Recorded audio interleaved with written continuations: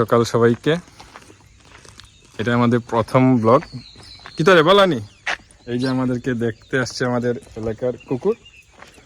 আমরা আজকে আমার মায়ের ইচ্ছে পূরণের জন্য আমরা পনাতীর্থতে যাচ্ছি। দেখা যাক পুরোটা দিন কেমন যায়। এই যে মা পিছন পিছন ফুল নিয়ে আসতেছেন। রনি বাবুর আর বয়স লাগানোর সময় নাই।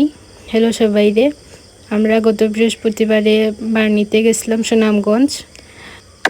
অনেক বুড়ে উঠি আমরা, প্রায় 5টার সময় উঠছি, কিন্তু বাড়িতে আমরা 6টা বাজে গেছি।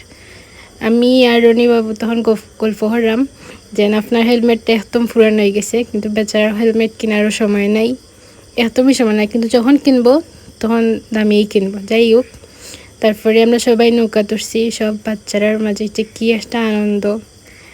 আমি বারবার তারার ভিডিও করলাম, তারা মানে এত খুশি নৌকা দুটিয়া। তারা সবার উপরে উঠছে, মানে নৌকার যেটা বইবার জায়গা আছে ওই জায়গা তুলছে।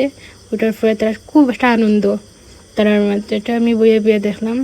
অনেকে রাত্রে গিয়া আবার সকালের দিকে রওনা দিয়েছে, রাত্রেই তারা বার্নির স্নান শেষ করিয়া তারা অনেকে যার, মানে খুব সুন্দর একটা দৃশ্য। আমি যতটুকু পারি অতটুকু ভিডিও করছি, কিন্তু সব ভিডিও করা সম্ভব হয়েছে না। তারপরে আমরা মেইন জায়গা যাওয়ার পরে এত ভিড় আসলো। আমরা সবাই মিলে স্নান টান করি, অনেক মজা হয়েছে, কিন্তু সত্য আর ভিডিও করা সম্ভব হয়েছে না, কারণ এখানে মোবাইল বার করাটা খুব কঠিন। যে কোনো সময় মোবাইল চুরি হয়ে যায়, কিন্তু দিনটা অনেক মজায় কাটছে, খুব মিস করি। আবার সামনের বছর হয়তো যাইমো।